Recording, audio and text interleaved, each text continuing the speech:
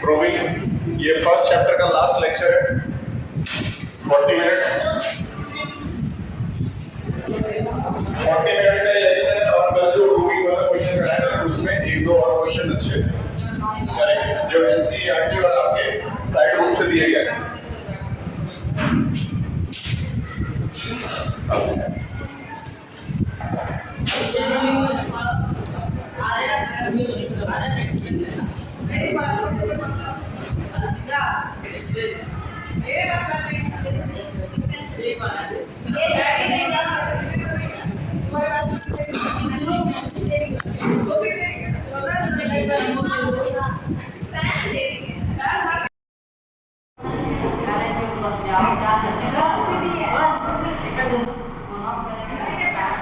ठीक,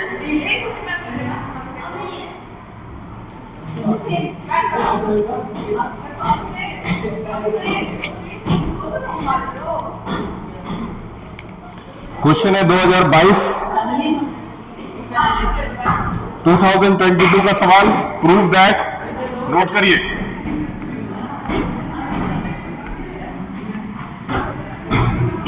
prove that 6 plus √2 is an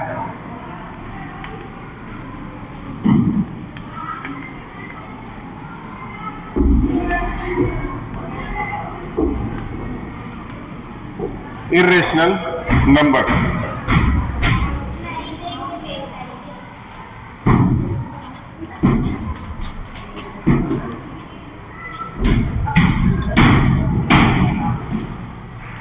Prove that 6 plus √2 is an irrational number. ये कल से मिलता जुलता सवाल है, लेकिन सेम जो कल क्वेश्चन लगाए थे वो सेम ये क्वेश्चन नहीं है, थोड़ा सा चेंज है। 2022 में ये सवाल पूछा गया था 3 नंबर में। 2022 का ये सवाल है। देखिए सबसे पहला वही स्टेप जो हमको यूज करना था, लेट 6 plus √2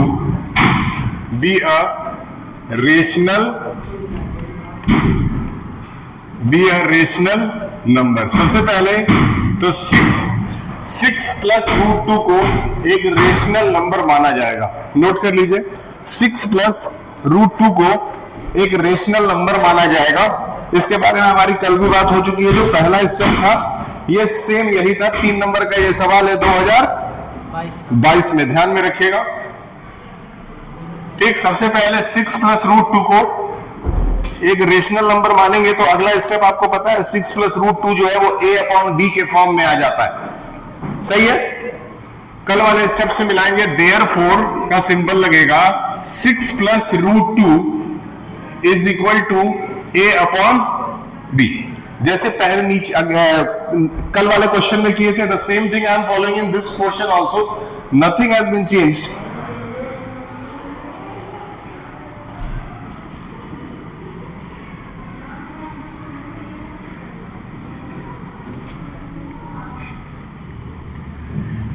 ठीक, अब क्या करना है, जो रूट वाला नंबर है, रूट वाले नंबर को इस साइड छोड़ करके जो ये वाले नंबर है इसको इधर ट्रांसफर कर देना है।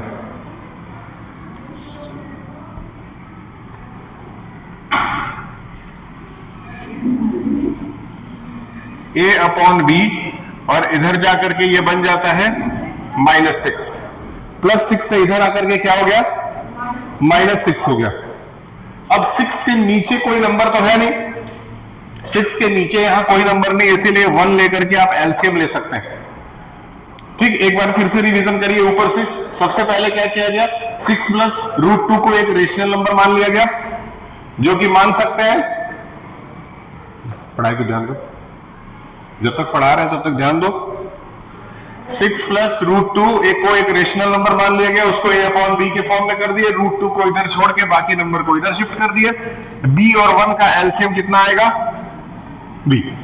1 के साथ किसी नंबर का एलसीएम लेंगे तो b से b कट गया, ऊपर क्या आ गया, a। 1 से b बार में गया तो ये कितना बन गया, 6b। हाँ,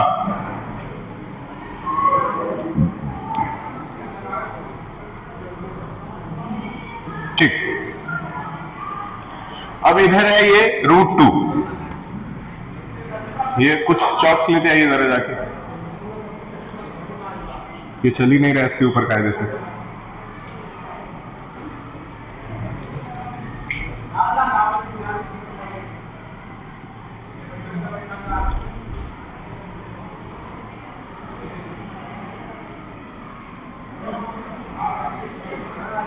अब बताइए यहां पे √2 फ्रैक्शन के फॉर्म में दिख रहा है, √2 फ्रैक्शन के फॉर्म में दिख रहा है, हा? जबकि हम लोगों ने ये प्रूफ किया है कि √2 तो एक इरेशनल नंबर है, पहले क्वेश्चन में लगाया था। और यहां पे √2 किस फॉर्म में आ रहा है? फ्रैक्शन के फॉर्म में। इसका सीधा मतलब है कि √2 को तो a/b के फॉर्म में दिखाया ही नहीं जा सकता, वो तो एक इरेशनल नंबर था।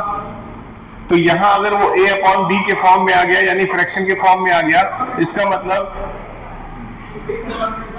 यहां पे जो हमारा एजम्पशन था वो रॉन्ग हो गया। यहां लिखिए, here √2 is in the form of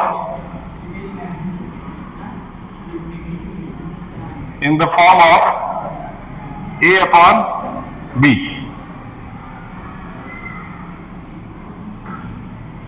which is not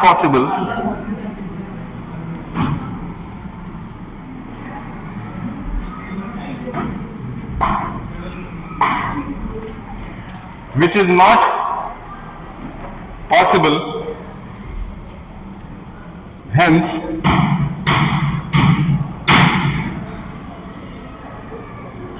(6 plus √2) is an irrational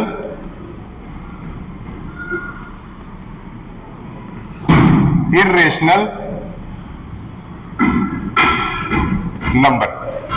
देखिए इसका प्रूविंग बस इतना ही है, छोटा सा। इसको एक बार रिवाइज कराएंगे और ये तो बिल्कुल रटा जा सकता है।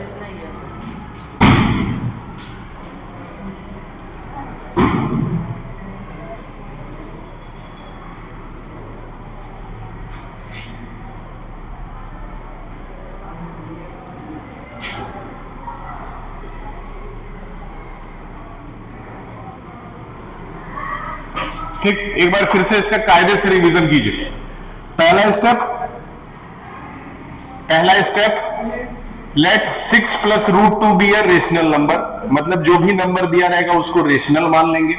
रेशनल मान लेने के बाद से क्या उसको a/b के फॉर्म में लिख सकते हैं? अगर वो रेशनल है तो a/b के फॉर्म में लिखा जा सकता है। ठीक, इसके बाद क्या किए, जो इसमें से रूट वाला नंबर है उसको लेफ्ट हैंड साइड में छोड़ करके जो बाकी का नंबर बच जाता है उसको राइट हैंड साइड में शिफ्ट कर दिया जाएगा। यानी कि +6 इधर से शिफ्ट होकर यहां क्या बन गया? -6 बन गया।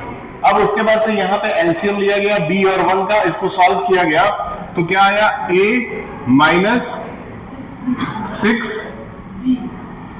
b और नीचे, तो देखो ये तो फ्रैक्शन में फॉर्म में आ गया, जबकि √2 जो है वो तो एक इरेशनल नंबर था, हम लोगों ने कल ही प्रूफ किया था। तो कभी भी √2 a/b के फॉर्म में तो नहीं आना चाहिए। इसका मतलब है कि हमने जो मान के चला था ऊपर वो क्या था? गलत था। और बाद में क्या पता चला? Here √2 is in the form of a/b which is not possible, ऐसा पॉसिबल नहीं हो सकता है।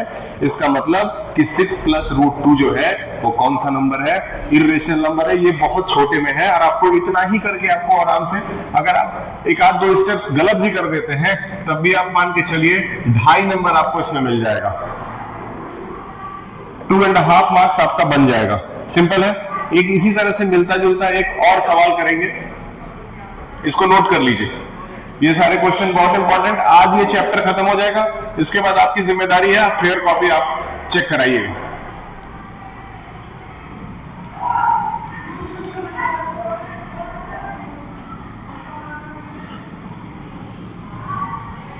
ठीक, हाँ रख दीजिए वहीं पे। हाँ ठीक है, पानी दे दीजिए। ठीक, नेक्स्ट ये होगा इस चैप्टर का लास्ट क्वेश्चन। प्रूव दैट, ये 2019 का सवाल है, 3 + 2√5। 2019 यूपी बोर्ड में पूछा गया ये सवाल। बात मत करो, पढ़ाई के समय पढ़ाई करो, उसके बाद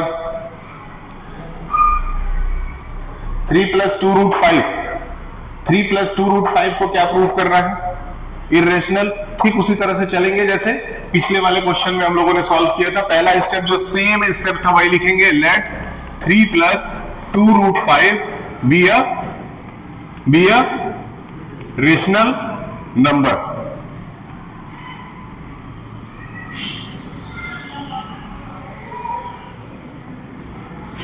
Therefore 3 + 2√5 को किस फॉर्म में लिखा जा सकता है?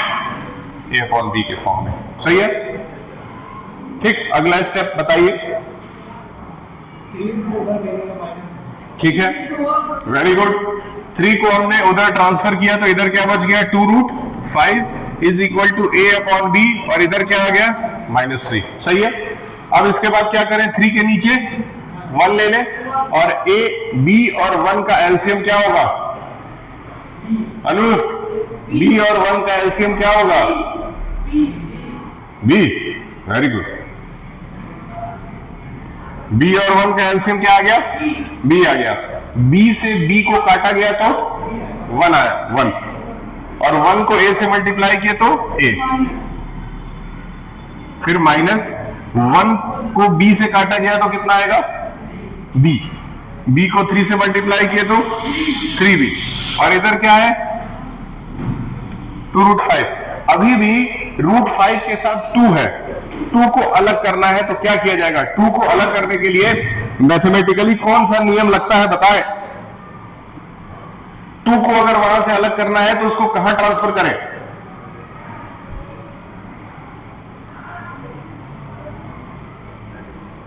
टू को वहां से हटाना है तो उसको कहां ट्रांसफर करें? डिवाइड में कहां लेके जाए? सुन के बता रहा, पूछ इसको करवाइए। तुमको खुद का कोई नॉलेज है? सुन के बता रहा हो। बताओ कैसे होगा? यहां से 2 हटेगा, हट करके 2 नीचे आ जाएगा।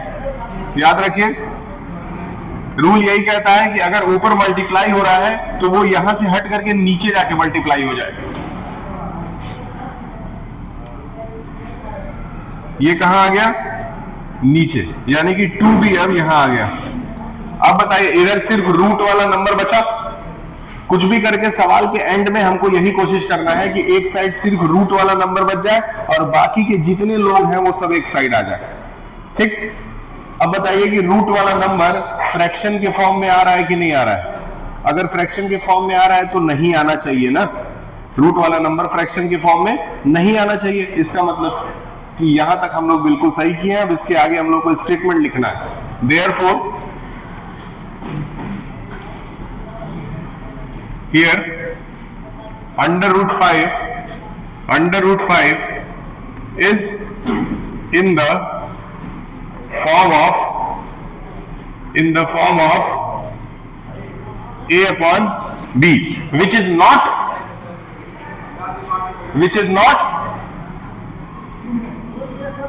not possible।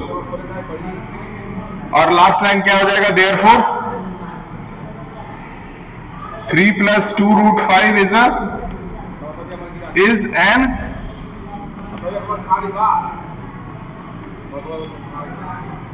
irrational number. ये ध्यान में रहे, इतना आपको लिखना होगा 3 नंबर पाने के लिए। एकदम सिंपल से सिंपल और छोटे से छोटे में इतना लिखना चाहिए। सिंपल से सिंपल और छोटे से छोटे में इससे छोटा इसको नहीं किया जा सकता। बताइए, इस तरह के क्वेश्चन आएंगे तो आप कर लेंगे। मान के चले 5 नंबर तैयार हो गया है, सबका 5 नंबर तैयार हो गया। सीबीएसई में भी 5 नंबर पूछेगा, यूपी में भी 5 नंबर पूछेगा। लगभग 5 नंबर मान के चले फिक्स है, गलती नहीं होना चाहिए। ठीक है, ये चैप्टर यहीं पे रुक जाएगा। अब इसके बाद इसके एनसीईआरटी के जितने भी क्वेश्चंस हैं वो आप अपने कॉपी में करके कॉपी जमा कर दीजिएगा, कॉपी चेक करा दीजिएगा। हम लोग चलेंगे चैप्टर नंबर 3 पे। चैप्टर नंबर 2 मेरे ख्याल से आपके एक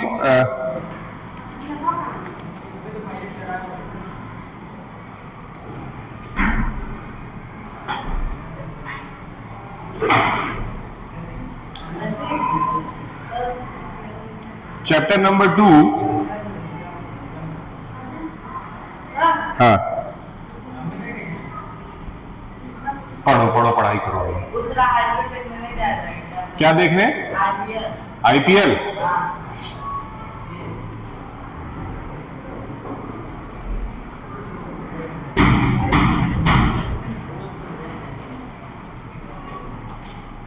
इस साल लग रहा है पॉसिबल नहीं हो पाएगा।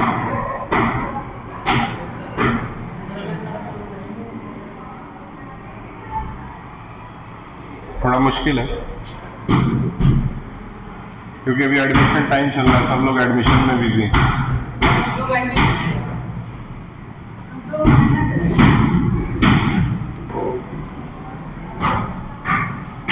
आईपीएल खेला जा सकता है स्कूल में।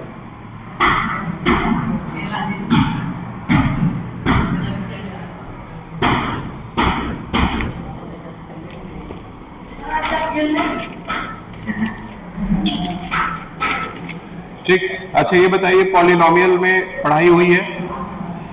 पॉलिनोमियल की पढ़ाई हुई है? तुम लोग पॉलिनोमियल वाले लेक्चर में थोड़ा सा भी ध्यान दिए हो पढ़ते समय? दिए हो? ठीक है। पॉलिनोमियल्स कितने टाइप्स के हैं जरा बताइए। हाँ, कितने टाइप के?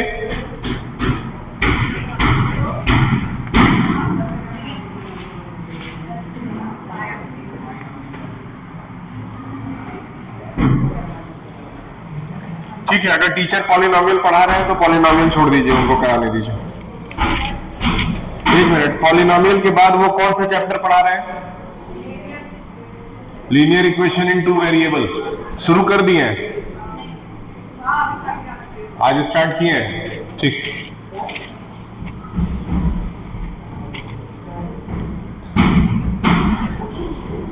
ठीक। चैप्टर 4 है क्वाड्रेटिक इक्वेशन।